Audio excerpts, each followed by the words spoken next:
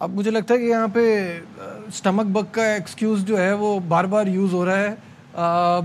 برا کھیلے ہیں ہم، یہ ہمیں ماننا پڑے گا. مجھے شان کی باتوں سے یہ فیلنگ نہیں آ رہی کہ کراچی برا کھیلا ہے. دیکھو آج کل جو معافی کے ساتھ، کیونکہ کامی ایڈوائزر بھی ہے اس لیے میں کامی سے معافی چاہتا ہوں، کہ آج کل کے جو بھی کپتان اور کرکٹرز ہیں نا، وہ بہانے تلاش کرتے ہیں. سچ بولے نا کہ ہم خراب کھیلے، ہماری پرفارمنس اپ ٹو مارک نہیں ہے. یہ اسٹمک کیا ہے یار؟ And that is one game نا. ایک میں نے لوگوں کو کورٹیزون کے انجیکشن لگاتے ہوئے کھیلتے ہوئے دیکھا ہے. آج کل تو بین ہو گیا ہے، پہلے تو بین نہیں تھا.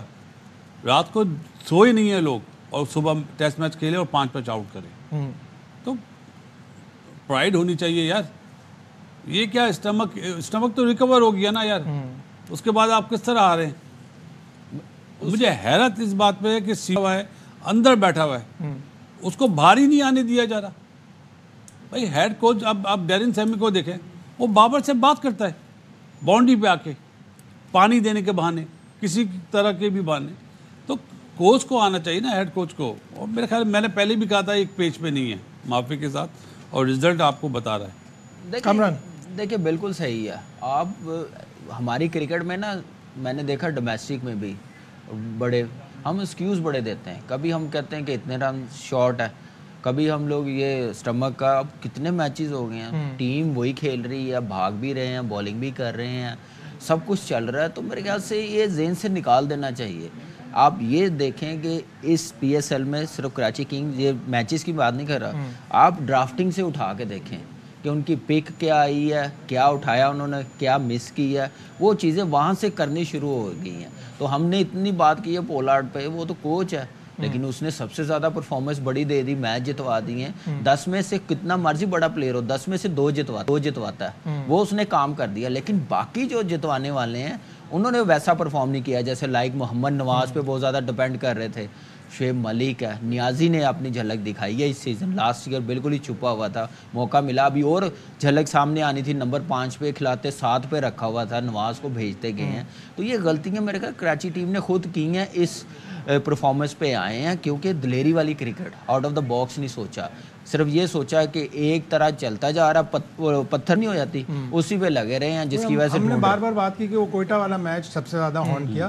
ایک دفعہ بھی کراچی کنگز نے کوئی ٹارگٹ ڈیفینڈ نہیں کیا. سب سے زیادہ پشاور نے ٹارگٹ ڈیفینڈ کیے. 6 کے 6 میچ انہوں نے ٹارگٹ ڈیفینڈ کر کے جیتے ہیں. آلدو کہ ان کی بالنگ کے بارے میں کہا جا رہا تھا کہ 1 ڈائمینشنل ہے. پہلے میچ میں تو انہوں نے اسپنر ہی نہیں کھلایا، پھر جب اسپنر لے کے آئے تو انہوں نے 6 دفعہ ٹارگٹ ڈیفینڈ کیا. ایک دفعہ وہ ٹارگٹ ڈیفینڈ کرنے میں ناکام رہے جو کوئٹہ گلیڈیٹرز کے خلاف. کراچی کنگز نے 4 میچ جیتے چیس کرتے ہوئے، ایک دفعہ بھی ڈیفینڈ نہیں کر سکے. ایک چیز صرف میں بات کروں گا، ابھی پشاور زلمی نے پچ کے مطابق بالنگ نہیں کھلائی.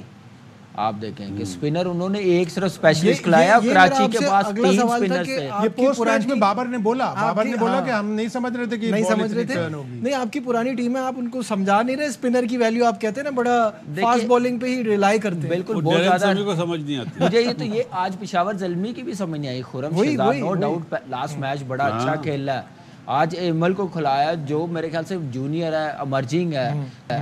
تو آپ اس کو انجری کے بعد آیا، آگے پلے آف کے میچز ہیں، آپ کے کام آ سکتا ہے. نیا بال آپ نے ریسٹ کروا دیا. اگر کھلانا ہی تھا تو چلو اسپنر کھلا لیتے. مہران عارف یعقوب بیٹھا ہوا ہے، تو ویسے ہی میرے خیال سے وکٹ ایسی تھی، نظر آ رہی تھی. جب میں گراؤنڈ میں گیا ہوں مجھے لگ رہا تھا کہ یہ ویسی وکٹ نہیں ہے جتنے ہم نے کراچی میں میچز دیکھے ہیں. بالکل کلر بتا رہا تھا وکٹ کا. کامران اس میں یہ چیز بھی دیکھنے والی ہے کہ آج بابر نے بیٹنگ کری نا، مطلب تو اس نے ریئلائز کر لیا اور اس نے مہران ممتاز سے نیا بال کرایا. عموماً اس نے کبھی کرایا نہیں ہے، اور مہران نے اس طرح بال نہیں کرے. 25 رن دیے 3 اوور میں، ورنہ وہ اس طرح کا بالر ہے 3 اوور میں 14-15 رن دے جس طرح کی پچ تھی. اس کے بعد سائم نے جو کام کرا نا، وہ بڑا اتنا مشکل ہو رہی تھی کھیلنا کہ عرفات منہاز جیسے ان ایکسپیرینس بالر نے 4 اوور میں 11 رن دیے، جو اس پی ایس ایل کی موسٹ اکنامیکل بالنگ ہے. کیا زبردست بالنگ کرائی ہے. ایک بال جو اس نے بابر اعظم کو بیٹ کی پوری اکراس دا بیٹ ہوئی.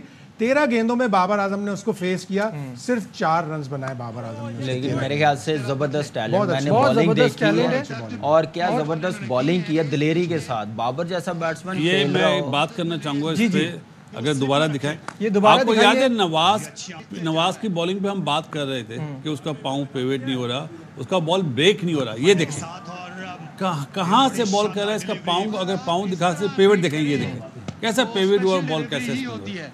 तो अच्छा है, आज बच्चे के खिलाया, शोल्डर में जान है। आज खिलाया और ओवर भी दिया। हाँ, अच्छी पिछले 2 मैच पहले तो ओवर भी नहीं दिया उस बच्चे को।